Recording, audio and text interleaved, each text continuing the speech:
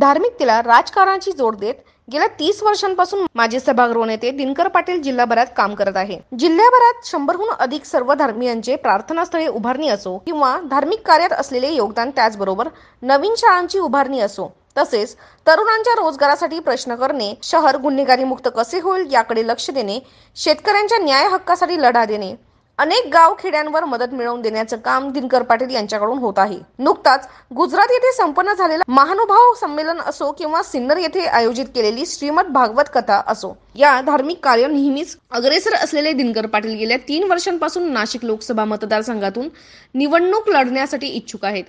भाजपच्या वतीने त्यांची उमेदवारी करावी यासाठी त्यांना विविध स्तरातून पाठिंबा मिळत आहे। याच अनुषंगाने अखिल भारतीय महानुभाव परिषद आणि अखिल भारतीय वारकरी महामंडळाच्या वतीने दिनकर पाटील यांनी भाजपकडून उमेदवारी करावी यासाठी पाठिंबा दर्शवला असून याबाबत भाजपच्या वरिष्ठ नेत्यांना देखील याबाबत पत्रव्यवहार करण्यात आले असल्याचे पत्रकार परिषदेत याबाबत माहिती देण्यात आली। धर्मसत्ता व राजसत्ता एकत्र काम करते, त्यावेळी रामराज्य येते।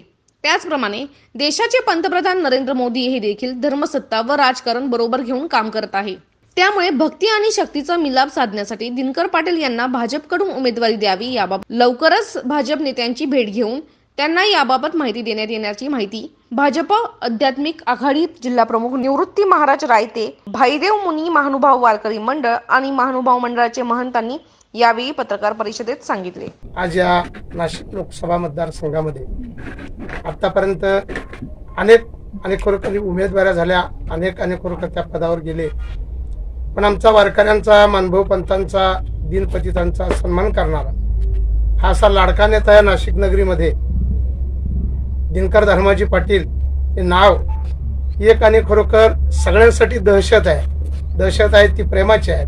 म्हणून आम्ही अखिल भारतीय वारकरी मंडळ आणि अखिल भारतीय मानभाऊ पंथ ही पत्रकार परिषद आम्ही आयोजित केली आणि त्याचं कारण एवढंच आहे की विनंती आहे देशाचे पंतप्रधान नरेंद्र भाईजी मोदी यांना आणि आपल्या राज्याचे ज्येष्ठ देवेंद्र फडणवीस साहेब यांना विनंती आहे की खरोखर दिनकर धर्माजी पाटील यांचा विचार, या अण्णांचा विचार येणाऱ्या 2024च्या लोकसभा मतदारसंघात, नाशिक लोकसभा मतदारसंघात त्यांचा विचार व्हावा नाही, विचार करावंच। आणि आमच्या सगळ्या संप्रदायाच्या वतीनं अशी विनंती आणि प्रार्थना करतो की दिनकर धर्माजी पाटील यांनाच आणि उमेदवारी देऊन बहुसंख्य मतानं ते निवडून येतीलच।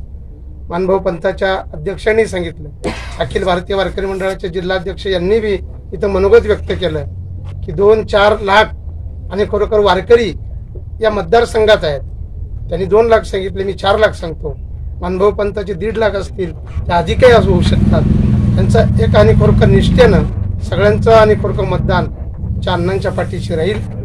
सिन्नर तालुका, इगतपुरी तालुका, त्र्यंबक तालुका, नाशिक परिसर, शहर या सगळ्या आणि खरोखर अण्णांच्या आज जवळजवळ प्रत्येकाच्या लहान थोरांच्या मुखामध्ये दिनकर धर्मा पाटील, दिनकर अण्णा हेच नाव आहे आणि म्हणून त्याच नावाला विजयाचं शिक्कामोर्तब व्हावं आणि त्यांना आणि लोकसभेची उमेदवारी द्यावी अशी मी अखिल भारतीय वारकरी मंडळ नाशिक जिल्ह्याच्या वतीनं विनंती करतो। जय श्रीराम। आणि उमेदवारी का द्यावी, पहिलं कारण आहे की सध्या आणि पूर्वीपासून अनादी काळापासून धर्मसत्ता आणि राजसत्ता ज्या वेळेला एकत्र काम करतात त्यावेळेला रामराज्यासारखी कल्पना अस्तित्वात येते। उदाहरणार्थ रामराजे सुद्धा आपल्या भारत देशामध्ये नरेंद्रभाई मोदी माननीय पंतप्रधान हे सुद्धा राजकारण आणि धर्मसत्ता या दोन्ही बरोबर घेऊन चालत आहे।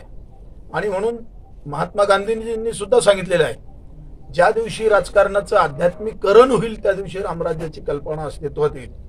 आणि मला वाटतं आम्ही ही कल्पना दिनकर अण्णांमध्ये बघितली आहे। आज नुसत्या त्यांच्या मतदारसंघाच्या कक्षेमध्ये त्यांचं कार्य नाही, धार्मिक कार्य, आणि नुसतं धर्माकरताच कार्य नाहीये।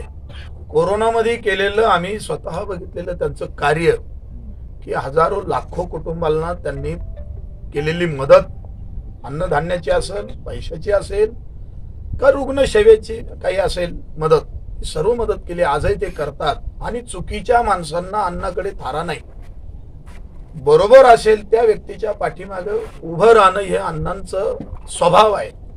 आम्ही बघितलेले अण्णा जर या लोकसभा मतदारसंघामध्ये त्यांना जर भारतीय जनता पक्षाच्या वतीनं जर उमेदवारी मिळाली, त्याचा फायदा नुसता नाशिक लोकसभा मतदारसंघाला न होता शेजारच्या मतदारसंघाला तर होईलच होईल, पण महाराष्ट्राला सुद्धा नाशिक पॅटर्न झाल्याशिवाय राहणार नाही.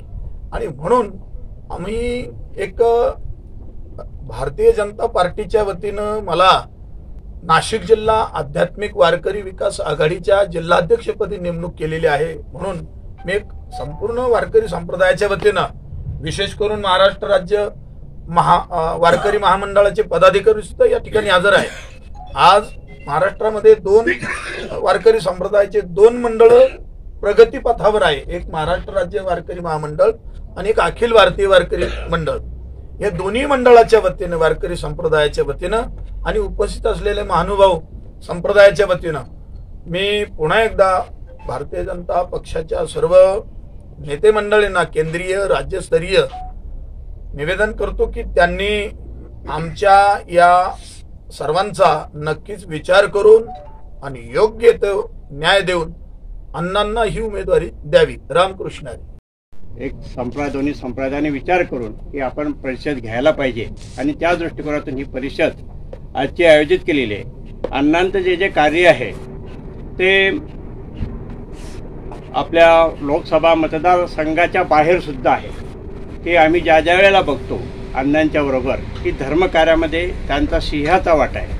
अनेक पंथांचे अनेक धर्मांचे मंदिरं त्यांनी आपल्या योगदानातून आपल्या प्रयत्नातून जवळजवळ अण्णांची ही 40 वर्षांची तपश्चर्या आहे. म्हणून मी संपूर्ण नाशिक जिल्ह्यामध्ये जेवढेही अनुयायी आहेत जवळजवळ 1.5 लाखाच्या जवळपास महानुभावपंथी अनुयायी आहेत आणि आमचे सांप्रदायिक अनुयायीसुद्धा जवळजवळ 2 लाखाच्या जवळपास नाशिक जिल्ह्याच्या लोकसभा मतदारसंघामध्ये आहे. म्हणून मी संपूर्ण नाशिक जिल्हा संतांच्या वतीनं सर्व सद्भक्तांच्या वतीनं असं जाहीर निवेदन करतो की भारतीय पक्षाने अण्णांना उमेदवारी द्यावं आणि अण्णांचं हे जे कार्य आहे उत्तरोत्तर वाढत जावं. अण्णांच्या ठिकाणी आम्ही जो काही गुण बघितलेला आहे फक्त मानवता. तिथं धर्म नाही, जात नाही, पंथ नाही, भेद नाही. मानवता हा आपला आहे, हा मानवतावादी आहे आणि जगाला प्रेम अर्पावे हे अण्णांच्या ठिकाणी असलेलं वैभव आम्ही सर्व महानुभावांनी बघितलं आहे, सांप्रदायिकांनी बघितलेलं आहे. म्हणून आज आम्ही दोन्ही सांप्रदायिक या ठिकाणी जाहीरपणे आव्हान करतो की अण्णांच्या पाठीमागे आम्ही खंबीरपणे उभी आहोत. तरी आपण सर्व भारतीय पक्षाने विचार करून आमच्या अखिल भारतीय महानुभाव परिषदेने राष्ट्रीय अध्यक्षांनी पत्र दिलेलं आहे आणि ते पत्र आम्ही या ठिकाणी सादर केलेलं आहे. तरी मी सर्वांच्या वतीनं जाहीर आव्हान करतो आणि अण्णांच्या पाठीमागे आम्ही दोन्ही सांप्रदायिक उभे आहोत अशी प्रार्थना करतो. जय श्री चक्रधर. अखिल भारतीय महानुभाव परिषद आणि अखिल भारतीय वारकरी मंडळ यांना या दोन्ही अध्यक्षांनी पक्षाला पत्र पाठवून आज त्यांनी स्वतःहून या ठिकाणी मला पाठिंबा जाहीर केलेला आहे. त्यांना माझं काम अध्यात्माचं काम जे आहे ते मी गेल्या अनेक वर्षापासून करतोय आणि त्यांना वाटतं की हा एकमेव कार्यकर्ता असा आहे की राजकारण करत असताना अध्यात्माचं काम करतात, मदत करतात. त्यामुळे त्यांनी पाठिंबा जाहीर केला. यावेळी सातपूर येथे माजी नगरसेवक दिनकर पाटील यांच्या निवासस्थानी वारकरी मंडळ आणि महानुभाव मंडळाच्या वतीने पत्रकार परिषद घेण्यात आली. या प्रसंगी बाळासाहेब महाराज शिरसाट, निवृत्ती महाराज चव्हाण, संजय महाराज शिंदे, भास्कराचार्य महाराज रसाळ, जनार्दन महाराज काकडे, सुभाष महाराज जाधव, कैलास महाराज घुगे, गोकुळ महाराज तपकिरे, गजानन राठोड, शांताराम खांदवे, सुनील निगोट, सजन महाराज फड, महंत कृष्णराज बाबा मराठे, महंत सायराज बाबा लोणारकर, वार्रेराज बाबा पातोरकर, भाईमुनी बाबा महानुभाव, अतुल महाराज, माजी नगरसेवक दिनकर पाटील, रवींद्र धिवरे आदी उपस्थित होते.